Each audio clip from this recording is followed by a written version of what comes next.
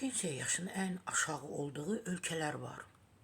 Vaxt ki bizdə də pensiya yaşı az idi da, mən onda uşaq idim. Məsəl üçün qonşu deyirdi ki, 4 uşağım var ya 5 uşağım var.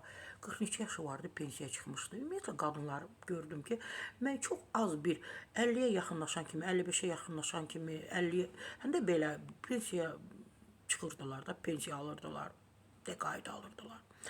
İndi maşallah gözləməlidir, gözləməli 65. Ona da həyat, ömür vəfa etsə. Pensiyaya çıxmaq uzun illər əmək fəaliyyəti göstərmiş insanlar üçün istirahət dövrünün başlanğıcıdır. Lakin bu mərhələyə çatmaq hər ölkədə eyni yaşda mümkün deyil. Doğrudan da elədim. Bizim media dünya ölkələrində pensiya yaşını araşdırıb, maraqlıdır. Harada insanlar daha erkən pensiyaya çıxır. Beynəlxalq statistikaya əsasən bir sıra ölkələrdə pensiya yaşı nisbətən aşağı müəyyən olunub. Bu fərq əsasən əhalinin orta ömür uzunluğu, iqtisadi imkanlar və sosial siyasətlə bağlıdır və bizdə deyirlər ki, Azərbaycanda uzun ömürlülər çoxdur. Burada uzun ömürlülük var. Mən bəzən hesablayıram öz qohumumu, əqrabamı, nə bilim tanıdıqlarımı. Onların arasında çox az halda uzun ömürlü var. Hamısı 50-55 yaşında dünyasını dəyişib və çoxları pensiya yaşına belə ömür onlara imkan vermir ki, çatsın. Vəfasız çıxıb ömür onlara. Dünyada pensiya yaşı aşağı olan bəzi ölkələr, bax məsələn, məhz bunlar adları. Çində qadınlar üçün 50-55, kişilər üçün 60, Vyetnamda qadınlar üçün 55, kişilər üçün 60, İranda qadınlar kişilər üçün 60. İranda eynidir, 60 qadındır, kişidir. İndoneziyada hal-hazırda 58 yaş, gələcəkdə artırılması planlaşdırılır hələ. Onlar üçün aşağı salınsın.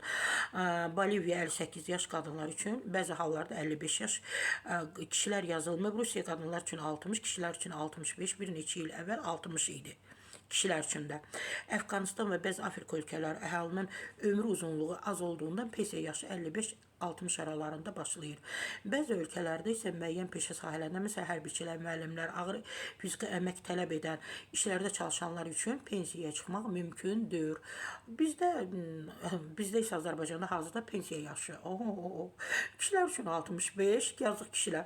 Qadınlar üçün isə 64, yazıq qadınlar.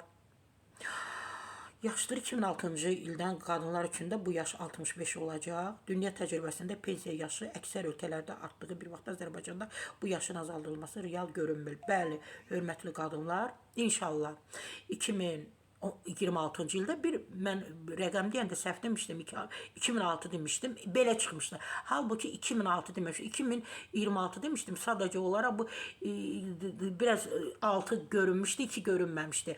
Yəni inşallah gələcəkdə 2026-cı ildə qadınlarda 65 yaş həddi göstərilir ki, məhz 65 yaşında pensiyaya çıxacaqlar. Məhz Sarə Səfra Bahadırdan bu qədər.